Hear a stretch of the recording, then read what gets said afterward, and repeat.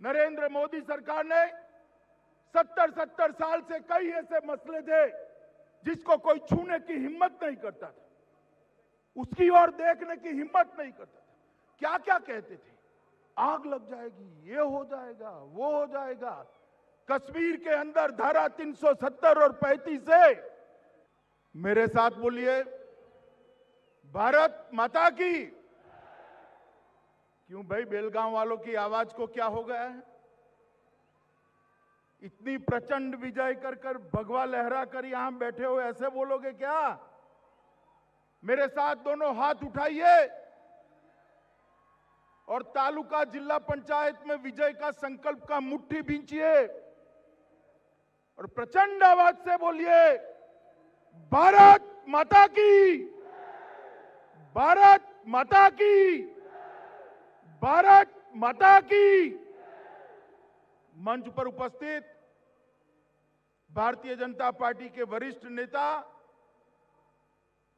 और कर्नाटक के लोकप्रिय मुख्यमंत्री श्रीमान येदियुरप्पा जी,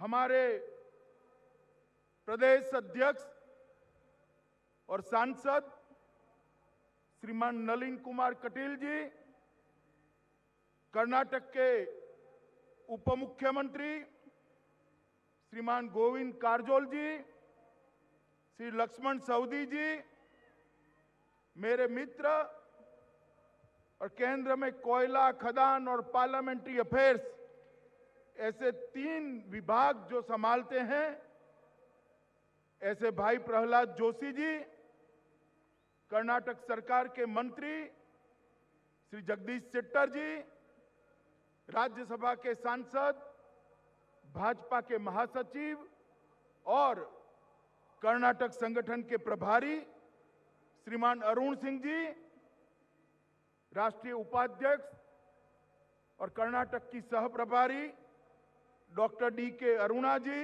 अरुणा जी आगे आइए, आपको सब लोग जान ले, एक बार थोड़ा आगे आइए, आगे आइए थोड़ा भाई, ताली बजाओ। अरुणा जी हमारी सह प्रभारी बनी है।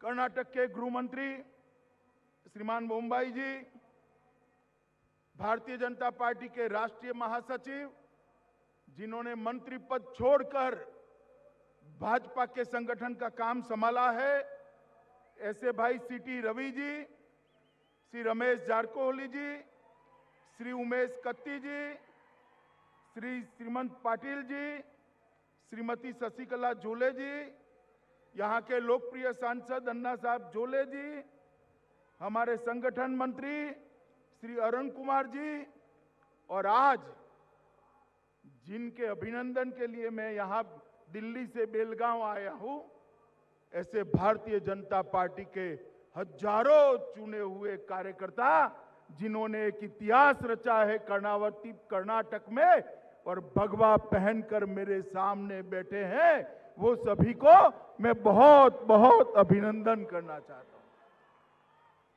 और आज बेलगांव के अंदर एक विराट जनसभा के अंदर उपस्थित भारतीय जनता पार्टी के सभी कार्यकर्ता भाइयों बहनों और बेलगांव के सभी मतदाता भाइयों बहनों, मित्रों, सबसे पहले तो मैं आप सभी को मकर संक्रांति की बहुत बहुत शुभकामनाएं देने आया हूं कि सूर्य नारायण मकर राशि में संक्रति कर गए हैं। मैं भगवान से प्रार्थना करता हूं कि सूर्य नारायण की ये मकर संक्रांति हमारे देश भर के किसानों के लिए उन्नति, उल्लास और समृद्धि का द्योतक हो जाए। मित्रों, ये कर्नाटक भारत का एक गौरवशाली राज्य है और इसका इतिहास पूरे भारत को प्रेरणा दे पाए इस प्रकार का है। आज मैं यहां मुंबई कर्नाटक के बेलगांव में बैठा हूं। मैं जब यहां बैठा हूं तब बेलेवड़ी मल्लम्मा को याद करे बगैर नहीं रह सकता। इन्होंने गौरवपूर्वक अपने पति के बाद अपनी स्वतंत्रता की लड़ाई लड़ी और इनका आश्चर्य, उनका वीरता और मक्कमता देखकर शिवाजी महाराज भी दंग रह गए थे। शिवाजी महाराज ने भी उनको बाद में उनका राज्य वापस देकर इस क्षेत्र की स्वतंत्रता की सम्मान किया था। मित्रों, कई सारे ऐसे लोग हुए जिन्होंने यहां से स्वतंत्रता की ज्योत जलाई।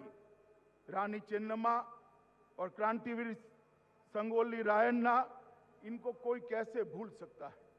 अंग्रेजों के खिलाफ सबसे पहले स्वतंत्रता का आह्वान करने वाले ये दोनों वीर हुतात्मा यही भूमि के थे और उन्होंने ये लड़ाई लड़ी और रायोली संगना ने भी अपनी जान की आहुति देकर देश के लिए अपना सर्वोच्च न्यौछावर किया। और कोइंसिडेंट देखिए, रायोली संगोली रायन्ना का जन्म 15 अगस्त को हुआ और मृत्यु 26 जनवरी को हुई। ऐसा शायद ही किसी शहीद के नसीब में आया होगा। कितने सालों बाद देश आजाद हुआ और देश प्रजासत्ताक बना। दोनों तिथियां संगोली रायन्ना के साथ जुड़ी हुई हैं। मित्रों, आज मैं वो सभी हुतात्माओं को मैं श्रद्धांजलि देना चाहता हूं। मित्रों, आज मैं यहां आया हूं तो हमारे मित्र सुरेश अंगड़ी जी को कैसे भूल सकता हूं।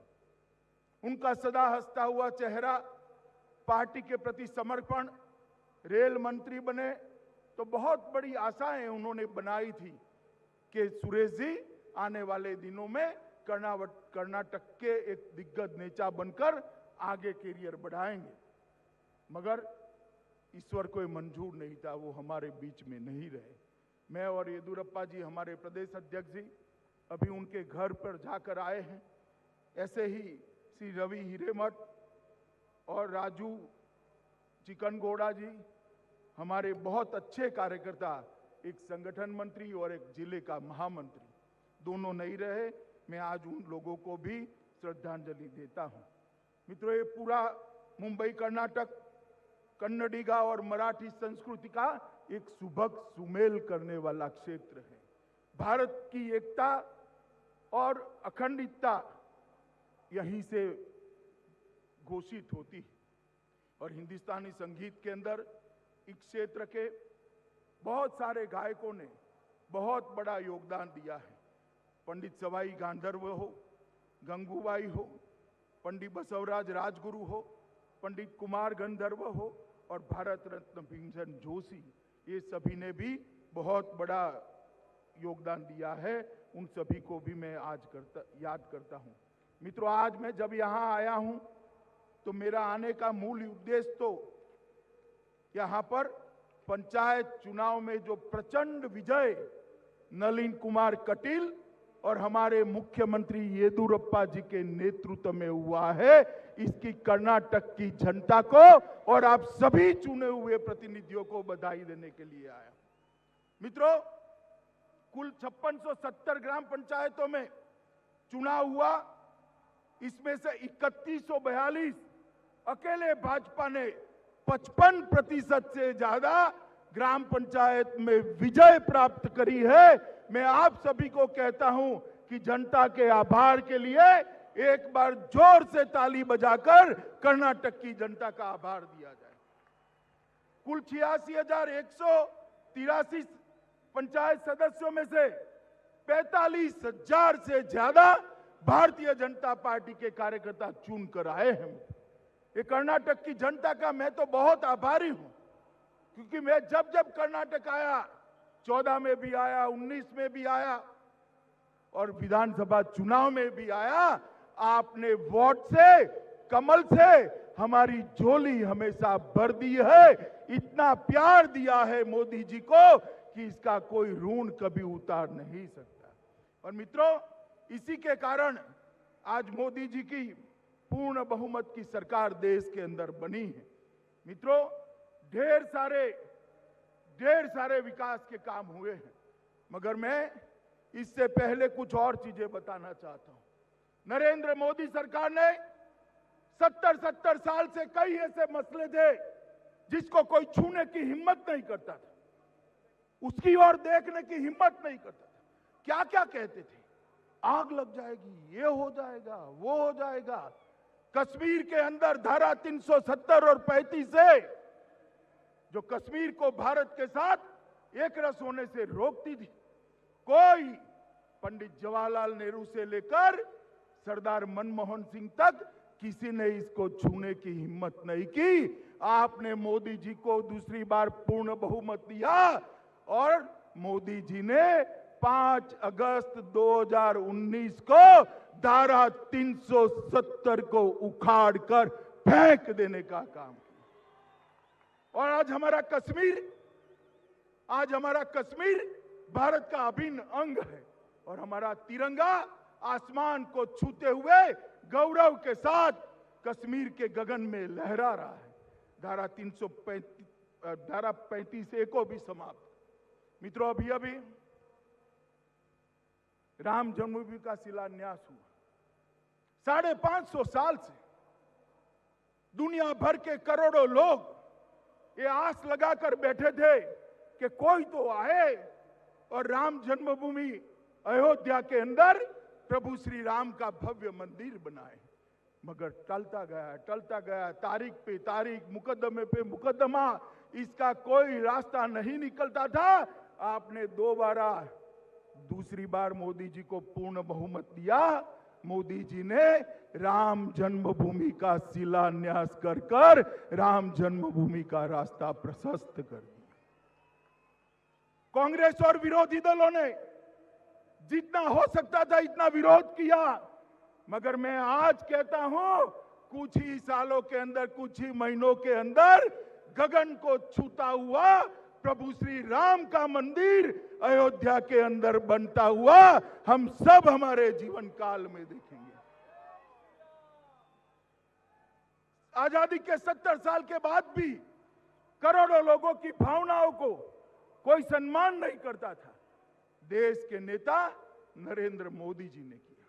इसी प्रकार से सालों से हमारी मुस्लिम बहनें ट्रिपल तलाक का भोग बनती थी, उनके साथ अन्याय होता था, उनको कोई बचाने वाला नहीं था। आपने पूर्ण बहुमत दूसरी बार नरेंद्र मोदी जी को दिया। मोदी जी ने ट्रिपल तलाक को भी उखाड़कर फेंकने का काम किया और आज मुस्लिम बहनों को भी न्याय मिल रहा है। मित्रों, 2014 के पहले देश की स्थिति क्या थी? भ्रष्टाचार, अर्थतंत्र पटरी से उतरा हुआ, अनिर्णायक सरकार और देश की सुरक्षा ऐसी मिल रहा है कि कोई भी आलिया मालिया जमालिया आकर हमारे जवानों का सर काटकर ले जाता था, कोई बोलने वाला नहीं था। आपने मोदी जी की सरकार चुनी।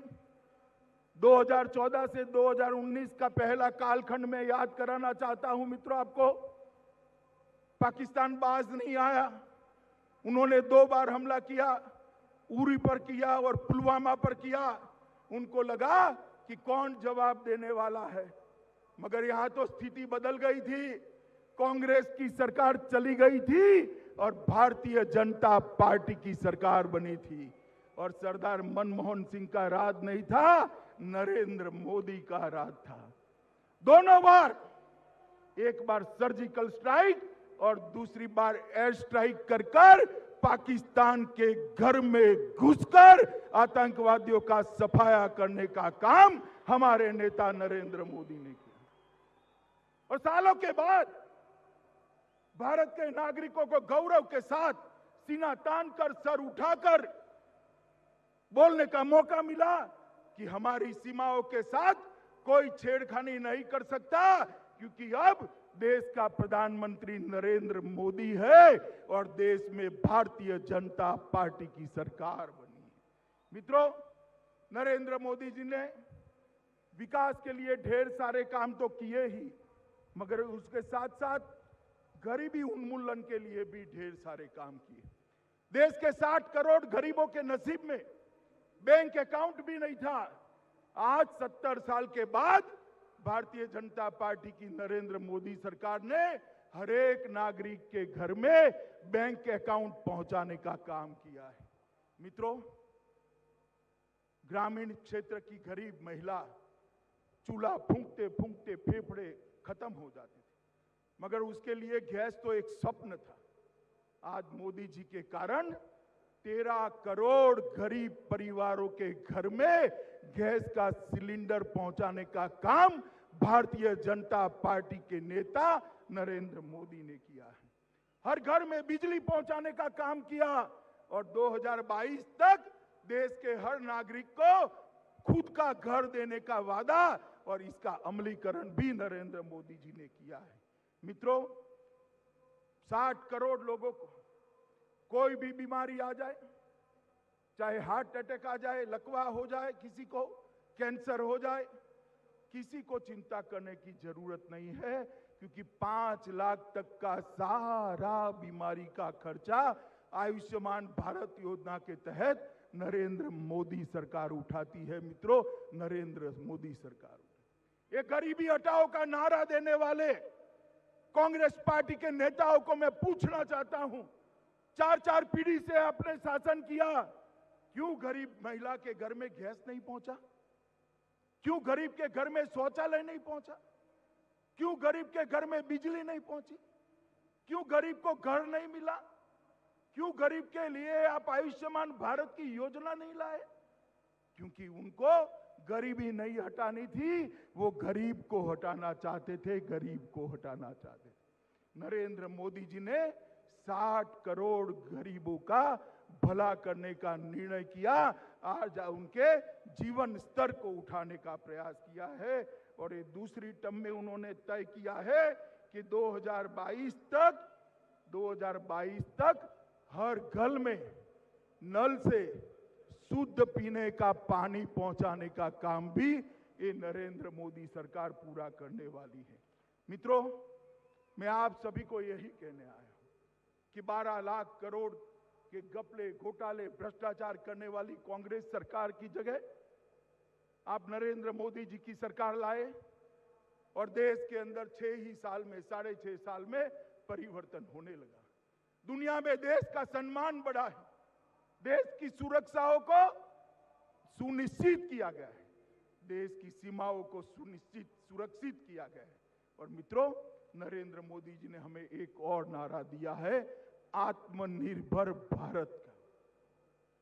हम सब भारत के लोग, 130 करोड़ लोग अगर भारत में बनी हुई चीजों का उपयोग करते हैं, इसका संकल्प लेते हैं, तो मैं आपको कहना चाहता हूं मित्रों, दुनिया की टॉप मोस्ट इकोनॉमी में भारत का नंबर ऑटोमेटिक आ जाएगा, कुछ और करने की जरूरत नहीं। मित्रों, मोदी जी ने जो आत्मनिर्भर भारत का नारा दिया है, इसके लिए हम सब ने संकल्प लेना पड़ेगा। और साथ में मोदी जी ने $5 ट्रिलियन इकोनॉमी का भी लक्ष्य हमारे सामने रखा है। इसके साथ साथ ई ग्राम स्वराज और ई वित्तीय प्रणाली, हर गांव को कंप्यूटर से जोड़ना। जब मोदी जी का राज आया तब सिर्फ 100 ही गांव, इतने बड़े देश में सिर्फ 100 गांव, 6.5 लाख गांव में से 100 गांव ब्रॉडबैंड से जुड़े थे। आज लगभग 1,32,000 से ज्यादा पंचायतें ब्रॉडबैंड से जुड़ी हुई है और वो दिन दूर नहीं है कि हर गांव ब्रॉडबैंड से जुड़ जाएगा। कॉमन सर्विस सेंटरों की संख्या 3 लाख से पार कर गई है और कई सारे युवा इसके माध्यम से अपनी रोजगारी प्राप्त कर रहे हैं। मित्रों, इतना बड़ा कोरोना का संकट आया, दुनिया भर में चर्चा थी कि भारत जैसे देश का क्या होगा, 130 करोड़ की आबादी और हमारा स्वास्थ्य का इंफ्रास्ट्रक्चर भी ठीक नहीं था। परंतु मोदी जी के नेतृत्व में सबसे कम लोगों की विश्व में मृत्यु होने वाले देशों में भारत की गिनती की जाती है और सबसे ज्यादा मरीज अच्छे होकर अपने घर के अंदर वापिस पहुंचने का काम भी नरेंद्र मोदी ने किया है। और मोदी जी ने अब दुनिया का सबसे बड़ा वैक्सीनेशन का प्रोग्राम, टीकाकरण का कार्यक्रम हाथ में लिया है।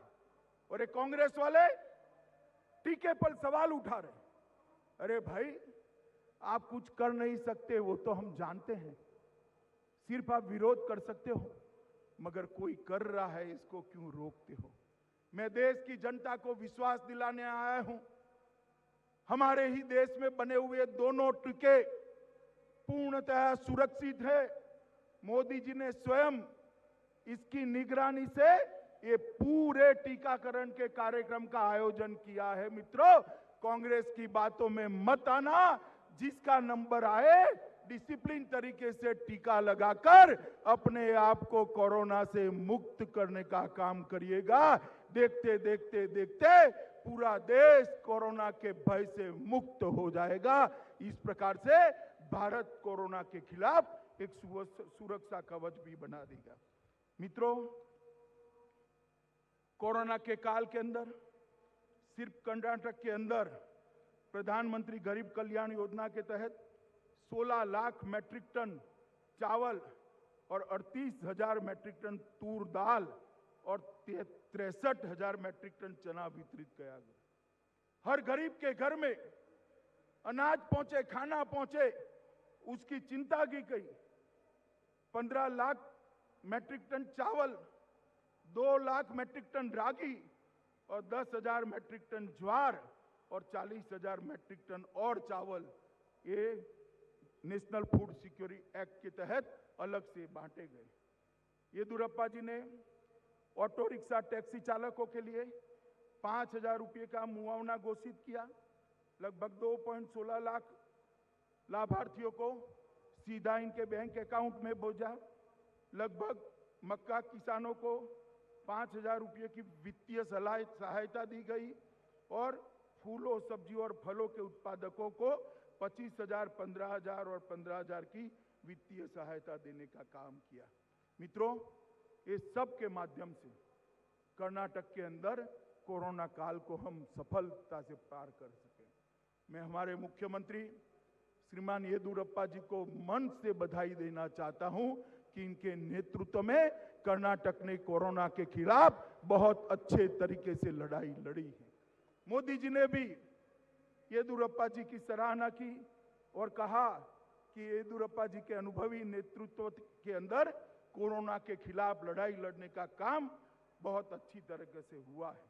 मित्रों, लगभग राज्य में 30 जिलों में 150 ITI का अपग्रेडेशन कर्नाटक सरकार कर रही है। पहला खिलौना क्लस्टर, खिलौने हम चीन से लाते थे, मगर अब कर्नाटक के बेंगलुरु के पास कोप्पल के अंदर सबसे पहला खिलौना क्लस्टर बन रहा है। हम सभी को आनंद होना चाहिए कि कोप्पल के खिलौने पूरे देश भर के बालक खेलेंगे और चीन से खिलौना लाने की हमें कोई जरूरत नहीं रहेगी। कई अस्पतालों को अपग्रेड किया गया है। कोरोना काल के अंदर ही सिर्फ 1,000 से अधिक बेड जोड़कर अस्पतालों को अपग्रेड किया गया। लगभग 4,000 मेडिकल सीटें बढ़ाई गई है। स्मार्ट सिटी योजना को बहुत अच्छे तरीके से लागू किया गया है। कलबुर्गी और बिदर हवाई अड्डे का संचालन शुरू कर दिया गया है। 9 चिन्हित जिलों को चीन के साथ प्रतिस्पर्धा करने के लिए हम तैयार कर रहे हैं और सौर ऊर्जा और पवन ऊर्जा में 14,924 मेगावाट की हमने क्षमता प्राप्त की है और स्टेट रूफटॉप सोलर इंडेक्स में कर्नाटक पूरे देश भर में पहले है। मित्रों, ये कांग्रेस वाले जो है हमेशा भारतीय जनता पार्टी का विरोध करते हैं और कुछ न कुछ प्रेस लेते हैं। मैं आज कांग्रेस के नेताओं को पूछने आया हूं कि भाई, जब आपकी सरकार थी 10 साल तक, सोनिया मनमोहन की सरकार थी, आपने कर्नाटक राज्य को क्या दिया? इसका हिसाब भाई देना चाहिए या नहीं देना चाहिए? कर्नाटक की जनता को बताओ जरा, देना चाहिए या नहीं देना चाहिए? जोर से बोलिए, देना चाहिए या नहीं देना चाहिए? तो मैं आज इस खुले मन से बेलगांव के अंदर कांग्रेस के नेताओं को 2 सवाल पूछना चाहता हूं कि आपके राज्य के अंदर कर्नाटक को क्या मिला, इसका जरा लिस्ट दे दीजिए। और कितना रुपया 13वें वित्त आयोग में सरदार मनमोहन सिंह जब प्रधानमंत्री थे तब बना था, उसमें कितने रुपये दिए? वो तो जवाब नहीं देंगे। मैं दे देता हूं। मित्रों, 13वें वित्त आयोग में 88,583 करोड़ रुपया कांग्रेस ने कर्नाटक के विकास के लिए दिया था। मैं फिर से बोलता हूं, 88,583 करोड़ रुपया। और नरेंद्र मोदी सरकार 14 में आपने बनाई, 14 से 19 तक 14वें वित्त आयोग में 88,000 करोड़ से बढ़ाकर 2,19,506 करोड़ रुपया देने का काम ये भारतीय जनता पार्टी की सरकार। और इसका हिसाब देना चाहिए कांग्रेस के नेताओं। और मैं कर्नाटक की जनता को भी कहना चाहता हूं कि कोरे वादे करने वाले, भ्रष्टाचार से लिप्त कांग्रेसी कर्नाटक का भला नहीं कर सकते। ऊपर नरेंद्र मोदी और नीचे येदियुरप्पा, ये डबल इंजन की सरकार ही कर्नाटक को विकास के रास्ते पर ले जा सकती है मित्रों, विकास के रास्ते।